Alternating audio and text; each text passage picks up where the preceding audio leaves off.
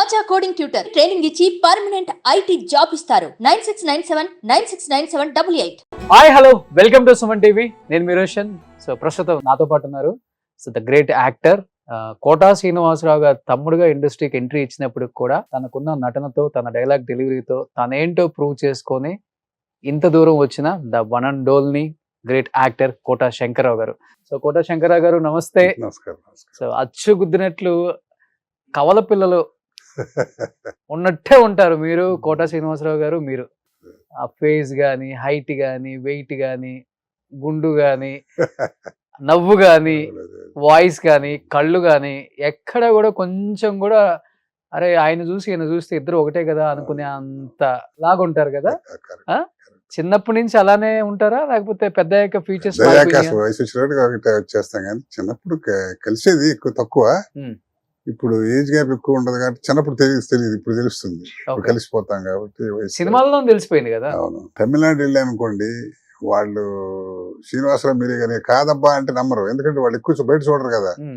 బయట నేను చూసిన ఆయన కాదని మీరు అబద్ధం చెబుతున్నారు, పొయ్యిసారు కాదురా బాబు నేను కాదంటే నమ్మరు. అట్లా అంత బాగా కలిసిపోయారు. సో కాదు అని ప్రూవ్ చేసుకోవాలంటే ఏది చేస్తే నమ్ముతారు? ఏదో చెప్తున్నాడు రా ఊరికి మాయ కొడుతున్నాడు అంటే తప్ప ఓకే అలా అంత బాగా రిజంబ్లెన్స్ విపరీతంగా ఉంటాయి. ఓకే. సో అబ్బాయిలు అడిగారంటే ఒకటే, అమ్మాయిలు వచ్చి అడిగారు అనుకో కోటా శ్రీనివాసరావు గారు అంటే మనం అప్పుడు కలిసాం కదా. అంటే నేను లేట్ ఎంట్రీ కాబట్టి మాకు ఆడవాళ్ళతో ప్రమాదం లేదు. ఓకే. సో లేట్ ఎంట్రీ కాబట్టి ప్రాబ్లం లేదు. So first of all thank you sir, thank you so much. అడగగానే కొత్త సంవత్సరంలో అండ్ సంక్రాంతి రాబోతుంది, డెఫినెట్ గా నేను కూడా చాలా మాట్లాడే ఉన్నాయని చెప్పి వచ్చారు కాబట్టి first of all advance wish you happy new year and wish you happy pongal మీకు, మీ కుటుంబ సభ్యులందరికీ కూడా. అండ్ 100 సినిమాలు పైగా చేశారు. నాకు తెలిసి మీరు చేసిన మెగా సీరియల్స్ 60 నుంచి 70 సీరియల్స్. విలన్ అంటే మీరే గుర్తొచ్చేవాళ్ళు. అటు సినిమా ఇటు సీరియల్ 40 సంవత్సరాల పాటు రెండు బ్యాలెన్స్ చేసుకుంటూ వచ్చి ఎక్కడ కూడా చిన్న కాంట్రవర్సీ కూడా లేకుండా ఇంత దూరం ప్రయాణం సాగింది అంటే ఒకటి మనం మంచి మనసు ఏమైనా ఉండాలి, లేకపోతే ఎవరన్నా ఏదన్నా అన్నా కానీ అంటే అన్నాళ్ళే అని చెప్పేసి వెళ్ళిపోయే తత్వం అని ఉండాలి. ఎలా అనిపిస్తుంది ఈ జర్నీ చూస్తుంటే మీకు? మేము పుట్టిన వాతావరణం, మా పెద్దలు నేర్పిన సంస్కారం అది కొంత బాగా వర్కౌట్ అవుతుంది. తర్వాత అందరూ మనలాంటి వాడే, ఏదో పెద్ద చిన్న తప్ప మన ఇద్దరం కలిసి తిరుగుతాం. మీరు స్టార్ అవుతా నేను అవ్వలేకపోవచ్చు, లేకపోతే మీరు కోట్లు దానివల్ల ఈర్ష్య పెంచుకుని వాడు కనుక ఏదన్నా మన కనుక ఇగ్నోర్ చేస్తే వాడి కర్మ అనుకోవాలి. కానీ అది చూసావు నేను కలిసి తిరిగాం, వాడు అటు చూశాడు, నా పక్కన చిన్న టుమిరి వేషాలు ఇస్తున్నాడు, పెద్ద యాక్టర్ అయిపోయాడు, అది తప్పు కదా. ఆ సంస్కారం ఇచ్చాడు దేవుడు. దాంతో ఏంటంటే అందరితో కలిసిమెలిసి హాయిగా హ్యాపీగా మాట్లాడుకుంటూ అట్లే లైఫ్. అంతే. చూడటానికి స్క్రీన్ మీద రఫ్ గా ఉంటారు కానీ రియల్ లైఫ్ లో అయితే చాలా సెన్సిటివ్. చాలా చాలా చాలా. మాకు మా ఫాదర్ దగ్గర వచ్చిందండి. మా ఫాదర్ బాగా వేదాంతి. ఆయన ఏ స్థాయికి వెళ్ళారంటే సంచరించే స్థాయికి వెళ్ళారన్నమాట. అంత దాంతో సంస్కారం అనేది కొంత జన్మ సంస్కారం, తర్వాత స్నేహితులతో వచ్చేది. తిరిగి మా బావగారు ఒక ఆయన మల్లెల స్వామి గారని, ఆయన కాలేజ్ లెక్చర్ చేశారు. ఆయన కానీ మంచి సంస్కారం, ఆయన ద్వారా కొంత ఏదో రకరకాల మా పెద్ద బ్రదర్ మా ఓల్డ్ చేయటం. అసలు సినిమా బ్యాక్గ్రౌండ్ లేని కుటుంబం అని చెప్పుకోవచ్చు. అసలు అంటే మా నాన్నగారు కోట సీతారామాంజనేయులు గారు అని, ఆయన డాక్టరు. ఆయనకి ఏంటంటే నాటకాలంటే ఇంట్రెస్ట్ ఉండేది. ఓల్డ్ ఎంబీబీఎస్ అప్పట్లో. అయితే ఆయనకి ఏంటంటే వేసేవాళ్ళు కాదు, కానీ ఆ రోజుల్లో నాగయ్య గారు, కన్నమ్మ గారు ఇలాంటి స్టూడెంట్ మెడ్రాస్ మెడికల్ కాలేజ్ చదివేటప్పుడు నాటకాలు చూడటం, పౌరాణికాలు, రాగాలు గుర్తుపట్టడం, పద్యాలు అట్టా ఉండేది. దాన్ని ఇప్పుడు శాసన స్టేజ్ మీద కాలేదు కానీ ఈ కళ కాస్త ఏమంటారు కొంచెం గొల ఉండేది అదేంటంటే అప్పుడు. పైగా ఆయన ప్రొఫెషన్ బయటికి వెయ్యాలని ఇంట్రెస్ట్ ఉండేది కాదు. దాంతో ఆయనలో అది అంతర్లీనంగా ఉన్నది. మా ముగ్గురు బ్రదర్స్ కి ఇదే మాకు మా వాడికి జబ్బి అదే మా ముగ్గురికి అదే.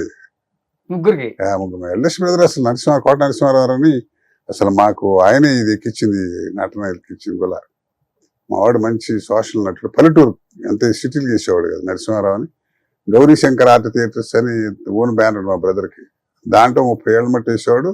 మా శ్రీనివాసరావు, నేను ముగ్గురు బ్రదర్స్ కలిసి 15 సంవత్సరాలు 4 ఆదివారాలు చాలకుండా నాటకాలు వేసాం. ముగ్గురు కలిసి. మా వాడు మామూలుగా స్టేజ్ మీద వెళ్ళాను, మా పెద్ద బ్రదర్ హీరో వేసేవాడు. గమ్మత్తు ఏమిటంటే నేను నా 18వ సంవత్సరం మా పెద్ద బ్రదర్ ఫాదర్ వేసేవాడు నాటకాల్లో. అంటే మీరు చూడటానికి అలా ఉండేవాళ్ళు. పర్సనాలిటీ ఉంటే గడ్డల మీసాలు పెడితే అప్పుడు స్టేజ్ మీద కెమెరాకి దొరుకుతాం కానీ అలా వేసాను వాడు 15 సంవత్సరాలు. తర్వాత మొట్టమొదటి మా శ్రీనివాసరావు సినిమా యాక్టర్ అయిన తర్వాత ఇక తర్వాత అసోసియేషన్ వెనకబడింది. మా పెద్ద బ్రదర్ కూడా మాకన్నా 20 ఏళ్ళు పెద్దవాడు, ఆయన కూడా పెద్దవాడు, లేరులేండి ఇప్పుడు. అట్లా ఆయన రాణించలేకపోయారు కదా సినిమాలలో. అసలు ఇంట్రెస్ట్ లేదు వాళ్ళకి ఎట్లుండదని మహానటి మన అక్కడ వాడే వచ్చి తీసుకెళ్లాలనేటువంటి ఇదిగా ఉండేవాడు. ఓకే. పైగా అప్పుడు కాంపిటీషన్ కదండి, సంవత్సరానికి 15-20 సినిమాలు వచ్చేవి. దాంట్లో ఎన్ని వేల మందిని అకామిడేట్ చేయగలుగుతారు? దాన్ని నమ్ముకుని మెడ్రాస్లో 100 మంది ఉంటారు. ఇక్కడి నుంచి తీసుకెళ్ళటం చేయటం కష్టం. పైగా ఇంకోటి ఏముంటుందంటే అబ్బాయి ఇక్కడ నమ్ముకుని వీడు ఉన్నాడు అక్కడి నుంచి ఎందుకు అనేటువంటి ఒక సాఫ్ట్ కారణం. ఓకే. రకరకాల అప్పుడు ఆ రోజు ఇప్పుడు సినిమాకి రావడం ఈజీ కానీ అప్పుడే ఉందండి. ఇప్పుడే ఈజీ అంటారా? ఇప్పుడు కాదా, ఎంత గొప్ప నటుడు అవుతాం వేరే సంగతి. వేషం వేషం అంటే ఈజీ కాదా ఇప్పుడు? అప్పుడు ఒక యాక్టర్ ని చూడాలంటేనే ఒక కష్టం సార్. అంతే, దేవుడు వెళ్ళలేము. రామారావు నాగేశ్వర దేవుడిలా కొలిచేవాళ్ళు అంటే మరి రామారావు చూడటం అంటే అసలు వెంకటేశ్వర దొరికేవాడు కాదు కదా ఆ రోజుల్లో. మరి అదే గోల్డెన్ డేస్. దాంతో ఏంటంటే సినిమా అంటే ఆ రోజు ఆటకేతనం అండి, వేయటం మాట్లాడండి. పైగా రంగస్థలానికి సినిమాకి తేడా ఉంటుంది, ఆ మౌల్డ్ అవటం ఎవరు రకరకాలు. ఓకే. బట్ అన్నయ్యకి ఎలా లక్కు కలిసి వచ్చింది అంటారు అసలు? అంటే ఆయన అసలు సంబంధం లేని ఫీల్డ్, బ్యాంక్ ఎక్కడో జాబ్, బ్యాంక్ లో జాబ్. అంటే మా 70లో హైదరాబాద్ వచ్చాడు యాక్టర్ వాళ్ళని. అప్పుడు ఎవరు అక్కడ ఎప్పుడెప్పుడు సినిమా, తెలుగు సినిమా తక్కువ కదా, దాంతో ఎవరు డైరెక్టర్ కలవటం చేయటం. ఆ తెలంగాణ స్లాంగ్ విన్నారా కృష్ణ గారు ఒకసారి, అది నచ్చేందుకు పెట్టారు. ఆ సినిమా క్లిక్ అయింది ప్రతిఘటన. ఇక అది అందుకోవటం మళ్ళీ అట్ట కాదు, మళ్ళీ నో క్వశ్చన్ లుకింగ్ బ్యాక్ 750 సినిమాలు రెస్ట్ లేకుండా కొట్టేసాడు. ఓకే. అది అలా ఒక ఛాన్స్ చెప్తున్నా కదా, ఒక నటుడు అవడం అవుతాడు కానీ స్టార్ అవడం అనేది అదృష్టం అండి.